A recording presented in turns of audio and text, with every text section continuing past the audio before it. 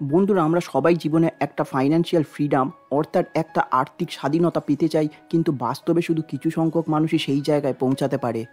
Financial freedom একবার পেয়ে যাওয়ার অর্থ হলো একজন ব্যক্তিকে তার মৌলিক জীবনযাত্রার জন্য আর কাজ করতে হবে না, যা আমাদের সবার জন্য একটা স্বপ্ন।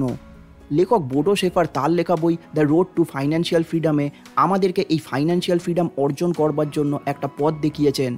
তিনি তার বইতে সম্পদ ব্যবস্থাপনার জন্য একটা পদ্ধতি প্রদান করেছেন। এই বইয়ের পদ্ধতিগুলোকে অনুশীলন করে আপনি আপনার আর্থিক উদ্বেগ এড়াতে পারবেন, আপনার আর্থিক পরিস্থিতির উন্নতি করতে পারবেন, একটা আর্থিক সুরক্ষা উপলব্ধি করতে পারবেন এবং সবশেষে একটা আর্থিক স্বাধীনতা অর্জন করতে পারবেন। আজকের ভিডিওতে আমি এই বইয়ের মূল বিষয় আপনাদের সাথে শেয়ার করব। আপনাদের মূল্যবান সময় নষ্ট না করে আজকের ভিডিওটা শুরু করা যাক। লেখক বলেছেন, ফাইন্যান্সিয়াল ফ্রিডম আমাদের অনেকের জন্যই একটা স্বপ্ন। একটা আর্থিক স্বাধীনতা অর্জনের পরে আপনি যেই চাকরিটা পছন্দ করেন না, আপনি সেটা ছেড়ে দিতে পারবেন। আপনি আপনার জন্য একটা পছন্দের কেরিয়ার বেছে নিতে পারবেন। আপনি এমনকি কোনো কাজ না করেই পুরো বিশ্ব ভ্রমণ করে বেড়াতে পারবেন। বেশিরভাগ মানুষের জন্যই তাদের স্বপ্নের জীবনযাত্রার পথে সবথেকে বড় বাধা হলো অর্থের অভাব। আর একবার যদি আপনি জীবনে কখনো অর্থ সংকটের সম্মুখীন হয়ে থাকেন, তাহলে আপনি এটা আরও ভালো করে বুঝতে পারবেন যে অর্থের গুরুত্ব কতটা। একবার যদি আপনি জীবনে আর্থিক স্বাধীনতা অর্জন করতে সক্ষম হন, তাহলে আপনি স্বাধীন জীবনযাপন করতে পারবেন। লেখক 1960 সালে জার্মানির কলনে জন্মগ্রহণ করেছিলেন এবং যখন তার 16 বছর বয়স হয় তখন তিনি ইউএসএতে চলে যান, যেখানে তিনি একা থাকতেন এবং ভ্রমণ করতেন। 26 বছর বয়সে তিনি দুর্ভাগ্যবশত একটা আর্থিক সংকটের সম্মুখীন হন এবং ঋণে পড়ে যান।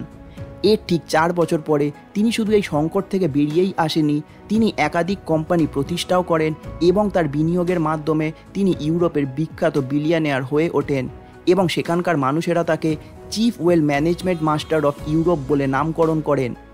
এরপর তিনি জনসাধারণের স্বার্থে তার আর্থিক জ্ঞান বক্তৃতার মাধ্যমে সবার সাথে শেয়ার করতে শুরু করেন, যাতে সবাই জীবনে একটা আর্থিক স্বাধীনতা অর্জন করতে পারেন।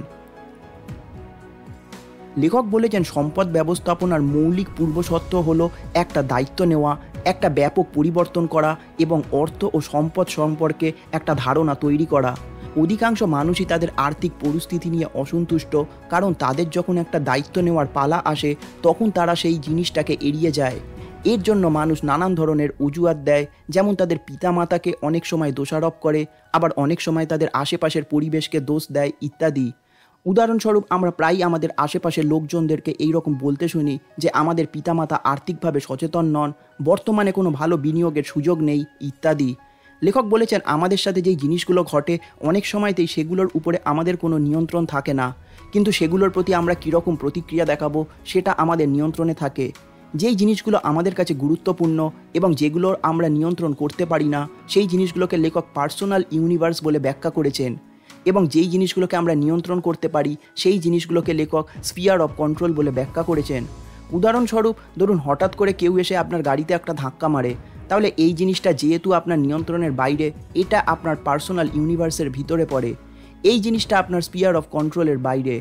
আমরা যত বেশি দায়িত্ব নেব জীবনে, আমরা তত বেশি আমাদের স্ফিয়ার অফ কন্ট্রোলকে নিয়ন্ত্রণ করতে পারবো এবং এই জিনিসটা আমাদের জীবনে একটা ইতিবাচক প্রভাব ফেলতে পারে। স্ফিয়ার অফ কন্ট্রোলকে বৃদ্ধি করবার জন্য লেখক তার বইতে 4 ধরনের পদ্ধতি দেখিয়েছেন। সর্বপ্রথম তিনি বলেছেন, আমাদেরকে আমাদের কমফর্ট জোনের বাইরে বেরিয়ে আসতে হবে। আমরা যখন নতুন কিছু আমাদের জীবনে চেষ্টা করি এবং একটা নতুন চ্যালেঞ্জের মুখোমুখি হই, তখন আমরা আমাদের স্ফিয়ার অফ কন্ট্রোলকে প্রসার করতে পারি। স্ফিয়ার অফ কন্ট্রোলকে প্রসার করবার জন্য দ্বিতীয় ধাপে আপনাকে আপনার সব সমস্যার একটা তালিকা তৈরি করতে হবে। লেখক বলেছেন, আমাদের জীবনের প্রতিটা সমস্যা আমাদের জন্য একটা সুযোগ তৈরি করে। স্ফিয়ার অফ কন্ট্রোলকে প্রসার করবার জন্য তৃতীয় ধাপে আপনাকে নিজেকে প্রশ্ন করতে হবে। আমরা সারাদিনে নিজেদের সাথে অনেক কথা বলে থাকি, আমাদের মস্তিষ্কে নানান ধরনের প্রশ্ন আসে। আমাদেরকে এই ধরনের প্রশ্নগুলোর একটা উত্তর দিতে হবে। একটা ভালো কাজ একটা ভালো প্রশ্নের দ্বারাই শুরু হয়। আমাদেরকে প্রশ্নগুলোকে এমনভাবে করতে হবে যাতে এটা আমাদের সমস্যাগুলোর জন্য একটা সমাধান খুঁজে পেতে সাহায্য করে। যেমন, আমি এই কাজটা কিভাবে সম্পন্ন করতে পারবো, আমি এখন কি করতে পারবো, আমি এই কাজটার মাধ্যমে কী ধরনের সুযোগ পেতে পারি ইত্যাদি। এই ধরনের প্রশ্নগুলো আমাদের স্ফিয়ার অফ কন্ট্রোলকে প্রসার করতে সাহায্য করবে। অন্যদিকে নেতিবাচক ধরনের প্রশ্নগুলো, যেমন আমি কি এই কাজটা করতে পারবো, আমি কেন এটা করব ইত্যাদি, আমাদেরকে একটা নেতিবাচকতার দিকে ঠেলে দেয় এবং আমরা কাজগুলোকে এড়াবার জন্য অজুহাত খুঁজি। আমাদের স্ফিয়ার অফ কন্ট্রোলকে প্রসার করবার চতুর্থ ধাপে আমাদেরকে আমাদের পার্সোনাল ইউনিভার্সকে প্রসার করবার চেষ্টা করতে হবে। আমরা যখন আরও বেশি জিনিসের প্রতি আগ্রহ দেখাবো তখন স্বাভাবিকভাবে সেগুলো আমাদের কাছে গুরুত্বপূর্ণ হয়ে উঠবে এবং আমরা জিনিসগুলোকে আস্তে আস্তে নিয়ন্ত্রণ করবার একটা চেষ্টা করব। আমরা যত বেশি জিনিসগুলোকে নিয়ন্ত্রণ করবার একটা চেষ্টা করব, আমরা তখন আমাদের অজান্তেই আমাদের স্ফিয়ার অফ কন্ট্রোলকে প্রসার করতে পারবো। লেখক বলেছেন এই 4 ধরনের পদ্ধতি অবলম্বন করে একজন মানুষ তাদের স্ফিয়ার অফ কন্ট্রোলকে প্রসার করতে পারবেন। এরপর লেখক বলেছেন সম্পদ ব্যবস্থাপনার জন্য দায়িত্ব নেওয়ার পাশাপাশি আপনাকে একটা ব্যাপক পরিবর্তন করতে হবে। তিনি বলেছেন সম্পদের অলৌকিক ঘটনা 5টা স্তরে ঘটে। আমাদেরকে একটা আর্থিক সাফল্য এবং ফাইন্যান্সিয়াল ফ্রিডম পাওয়ার জন্য এই 5টা স্তরকে সমানভাবে সঞ্চালিত করতে হবে।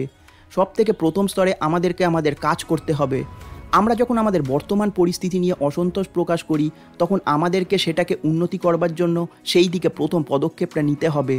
দ্বিতীয় স্তরে আপনাকে শুধু কাজ করলেই হবে না, আপনাকে এটা দেখতে হবে যে আপনার কাজগুলো যেন আপনার সমস্যার সমাধান করতে পারে। উদাহরণস্বরূপ অনেক মানুষই কঠোর পরিশ্রম করেন এবং অতিরিক্ত সময় কাজ করেন, কিন্তু মাসের শেষে তাদের কাছে পর্যাপ্ত পরিমাণে অর্থ থাকে না। আমাদেরকে এটা দেখতে হবে যে কিভাবে কাজ করলে আমরা আমাদের এই সমস্যার থেকে বেরিয়ে আসতে পারবো। তৃতীয় স্তরে আমাদেরকে আমাদের জীবনের লক্ষ্য অনুযায়ী আমাদের নিজেদের জীবনকে গঠন করতে হবে। আমাদেরকে একটা যুক্তিসঙ্গত লক্ষ্য নির্ধারণ করতে হবে এবং সেটাকে অর্জন করবার জন্য আমাদেরকে সময় বিনিয়োগ করতে হবে। চতুর্থ স্তরে আপনি বিশ্বকে কিভাবে দেখেন আপনাকে সেটা পুনর্বিবেচনা করতে হবে। বিভিন্ন ধরনের মানুষ এই বিশ্বকে আলাদা আলাদা দৃষ্টিভঙ্গি দিয়ে দেখে। উদাহরণস্বরূপ কিছু সংখ্যক মানুষ অর্থকে লোভ এবং যুদ্ধের জন্য দায়ী বলে মনে করে। লেখক বলেছেন জীবনে সম্পদ সংগ্রহ করবার জন্য আমাদেরকে এই ধরনের ধারণাগুলোকে ত্যাগ করে আমাদের বিশ্বকে একটা নতুন দৃষ্টিভঙ্গি দিয়ে দেখতে হবে। অর্থাৎ আমাদেরকে আমাদের চিন্তাভাবনাগুলোর একটা পরিবর্তন করতে হবে। যেমন আমরা অর্থকে এই রকমভাবে দেখতে পারি যে অর্থ দিয়ে আমরা হসপিটাল বানাতে পারবো, স্কুল বানাতে পারবো, মানব জাতির সেবা করতে পারবো এবং একটা সুন্দর বিশ্ব গড়ে তুলতে পারবো। এই রকম চিন্তাভাবনা আমাদেরকে একটা পরিপূর্ণ এবং সুখী জীবনযাপন করতে সাহায্য করবে। পঞ্চম স্তরে লেখক বলেছেন আমরা নিজেদের সম্পর্কে কীরকম চিন্তাভাবনা করি এটা আমাদের জীবনে একটা বড় প্রভাব ফেলে। উদাহরণস্বরূপ একজন সেলসম্যান যদি নিজেকে একজন বিক্রেতা ভাবে তাহলে সক্রিয়ভাবে তাকে গ্রাহকদের অনুরোধ করতে হবে, কিন্তু যদি তিনি নিজেকে একজন বিশেষজ্ঞ ভাবেন তাহলে গ্রাহকরা তার কাছে এসে তার থেকে পরামর্শ নেবেন। লেখক বলেছেন এই 5টা স্তরে পরিবর্তন করবার পরে আমরা একটা অর্থনৈতিক সাফল্য পেতে পারি। লেখক বলেছেন এই 5টা স্তরের মধ্যে সবথেকে গুরুত্বপূর্ণ স্তরটি হলো আমাদের বিশ্ব দর্শনকে পরিবর্তন করা। লেখক বলেছেন বেশিরভাগ মানুষ জীবনে ধনী হতে পারে না কারণ তাদের দৃষ্টিভঙ্গি তাদের অর্থ সঞ্চয়ের পথে একটা বাধা হয়ে দাঁড়ায়। অতএব একটা আর্থিক সাফল্যের জন্য আমাদের ধারণাগুলোর পরিবর্তন করা খুবই গুরুত্বপূর্ণ। লেখক বলেছেন ধনী এবং গরিবদের মধ্যে প্রধান পার্থক্য হলো তাদের অর্থ সম্পর্কে তাদের নিজেদের ধারণা। আমাদের সকলের জীবনেই কখনো না কখনো ব্যর্থ হওয়ার একটা অভিজ্ঞতা আছে। যেমন আমরা অনেক সময় আমাদের ওজন কমাতে গিয়ে ব্যর্থ হই, তো আবার অনেক সময় অর্থ সঞ্চয় করতে গিয়ে ব্যর্থ হই। আমরা প্রথম কিছুদিন একটা শৃঙ্খলার সাথে আমাদের লক্ষ্য অনুযায়ী কাজগুলো করি, তারপরে সেটা ছেড়ে দিই। লেখক বলেছেন এর মূল কারণ হলো আমাদের অবচেতন।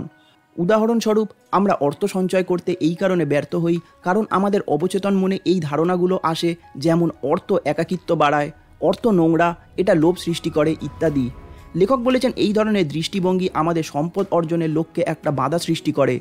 সুতরাং অর্থ খারাপ এই ধারণাটাকে ত্যাগ করে আমাদেরকে এটা ভাবতে হবে যে অর্থ ভালো কিছু করতে পারে।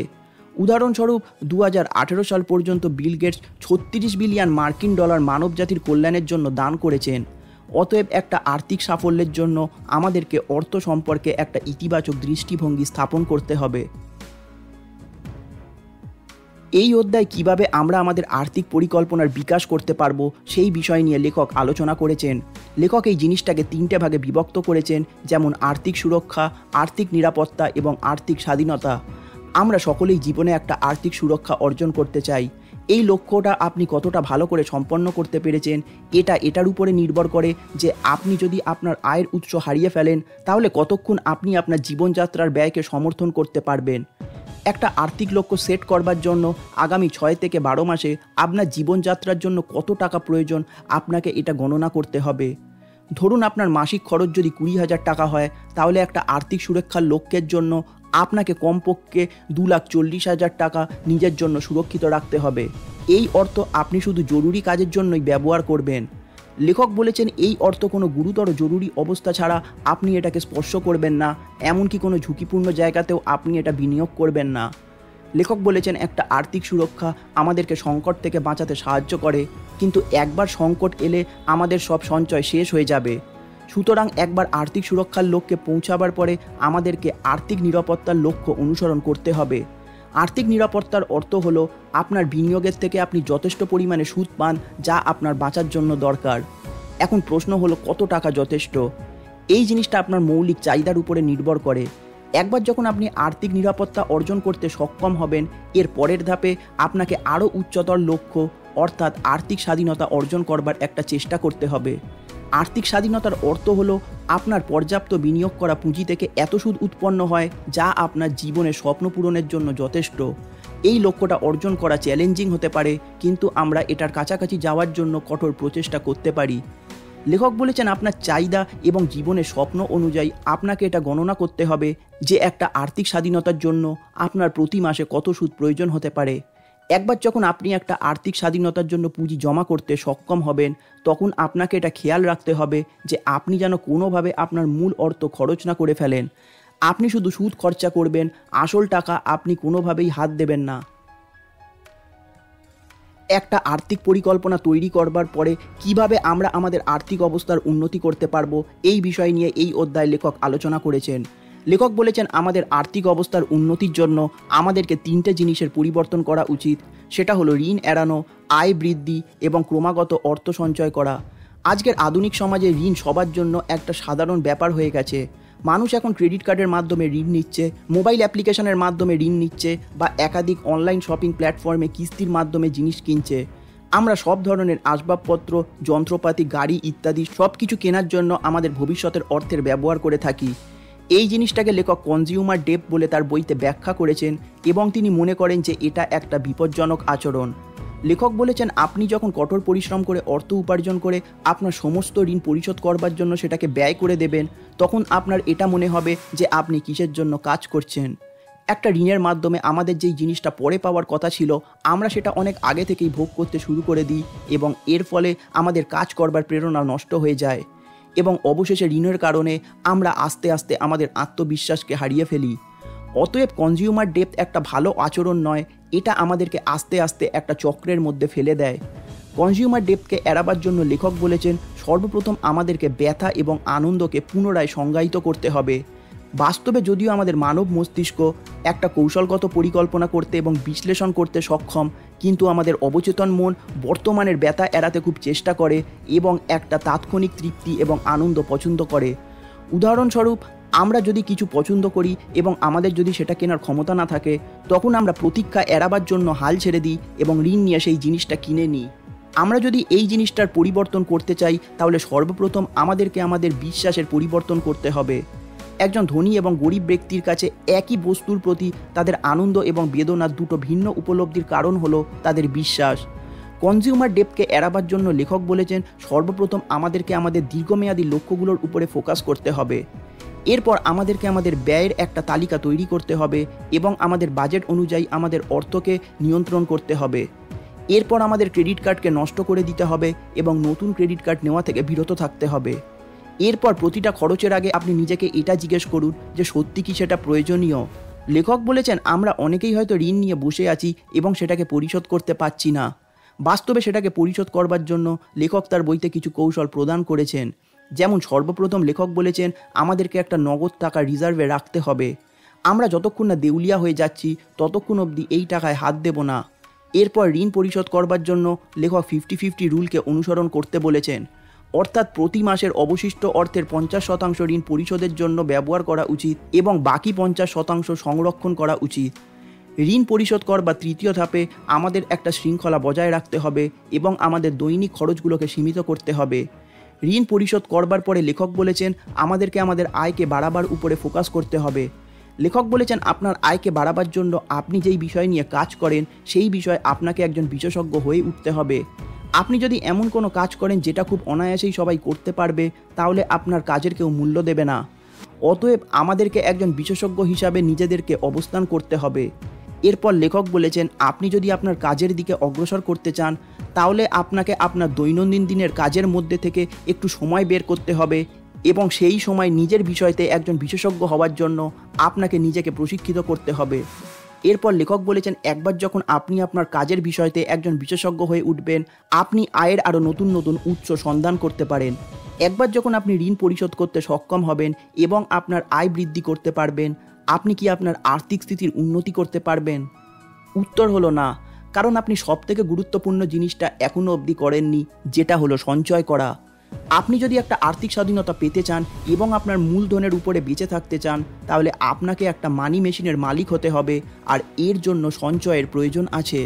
লেখক বলেছেন, অনেক মানুষই এই রকম মনে করেন যে তারা যখন যথেষ্ট অর্থ উপার্জন করবেন তখন সব ঠিক হয়ে যাবে। তিনি বলেছেন যে একজন ব্যক্তির বর্তমান আয় যদি যথেষ্ট না হয়, তাহলে সে দ্বিগুণ অর্থ উপার্জন করলেও সেটা যথেষ্ট হবে না। এর মূল কারণ হলো, একজন ব্যক্তির আয় বাড়ার সাথে সাথে তার জীবনের মানও বাড়বে এবং তার খরচও তখন আগের থেকে বেশি হবে। এই কারণে লেখক বলেছেন যে শুধু অতিরিক্ত অর্থ উপার্জন করলেই একজন ব্যক্তি ধনী হতে পারবেন না। ধনী হতে গেলে সঞ্চয়ও করতে হবে। বাস্তবে প্রকৃত ধনী হতে গেলে আপনাকে সঞ্চয় করতে হবে এবং বিনিয়োগ করতে হবে এবং এই জিনিসটার পুনরাবৃত্তি করে যেতে হবে। লেখক এটা মনে করেন যে বাস্তবে ধনী হওয়া কঠিন নয়, কিন্তু ধনী হতে গেলে আমাদের বাস্তব জীবনে এই সব কৌশলগুলোকে প্রয়োগ করতে হবে। বন্ধুরা, আজকের ভিডিওটা আমি এখানেই শেষ করছি। আপনারা এটা কমেন্ট করে জানান যে এই ভিডিওটা আপনাদের কেমন লাগলো এবং পরবর্তী আপনারা কোন বুক সামারিটা দেখতে চান। আপনারা যদি এই বইটা ডিটেলসে পড়তে চান, তাহলে নিচে দেওয়া লিঙ্ক থেকে আপনারা এই বইটা কিনতে পারেন। আশা করি ভিডিওটা আপনাদের ভালো লেগেছে।